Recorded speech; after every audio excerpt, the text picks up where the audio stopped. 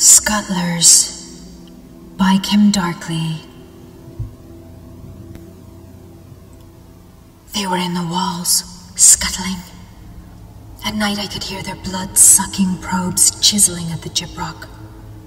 They were coming. They could smell me. It had been 3 days. I'd heard about them on the news, but only on the paranormal channels. No one believed in the SCUTTLERS, but they would when they saw the video. They all said I was paranoid, but they'd see.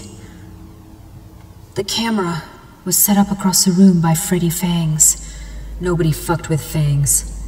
Well, except me, of course. Stupid. But I was desperate, jonesing. I needed the money, man. I would have fucked anybody over for one more hit. Anyone would have done it. Anyone. Well, anyone like me, anyway. Thudding drew my attention back to the wall. The first hole appeared in the plaster. My stomach lurched. A probe slowly made its way through. It was violet, glowing in the shadowed room. It had a beeping sound, and there were black eyes at the back of it, large, scanning. Its probe seemed to be communicating with the others, letting them know that it had broken through. Hundreds, maybe more, thundered together. The buzzing and dull thumping of their bodies made my heart beat faster. Their probes pounded and cracked at the wall, all focused on the same little spot until it split right open. Like a blast of neon purple light, they flew right at me, 3 inches long each. They were in the thousands. My hands flew up to fend them off, but I was shackled, and my arms could only go so far. As one zoomed in at my cheek, another stabbed my eye. I screamed and wrestled with the chains.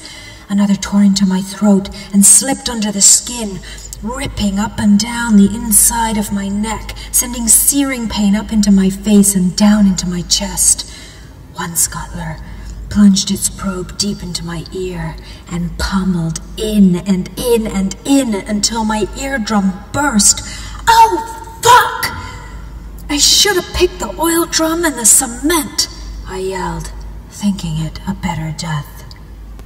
The SCUTTLERS got under the rest of my skin quickly, tearing up and down my whole body, cleaning it off from the inside until I became a raw piece of breathing meat, skinless meat.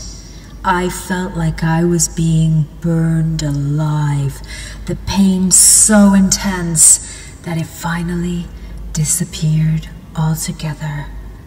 Shock can do that, you know.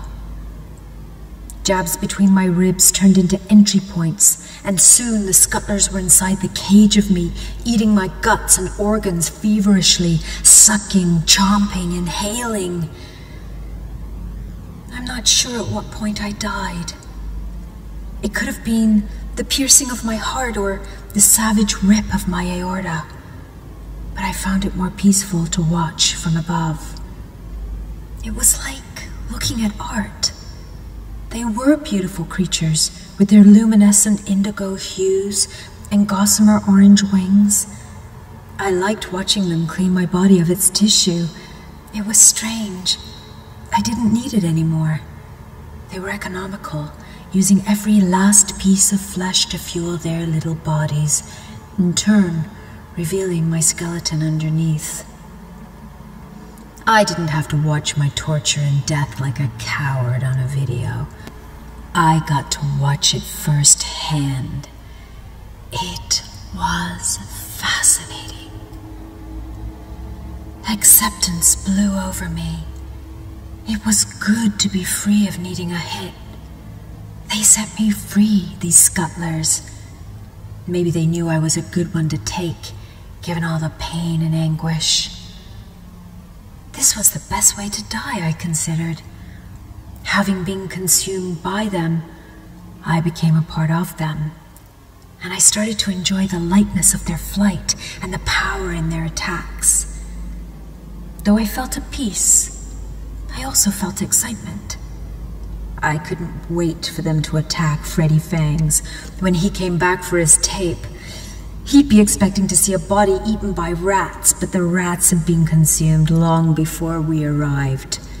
I was looking forward to the terror on Freddy's face when they swarmed him as they had me.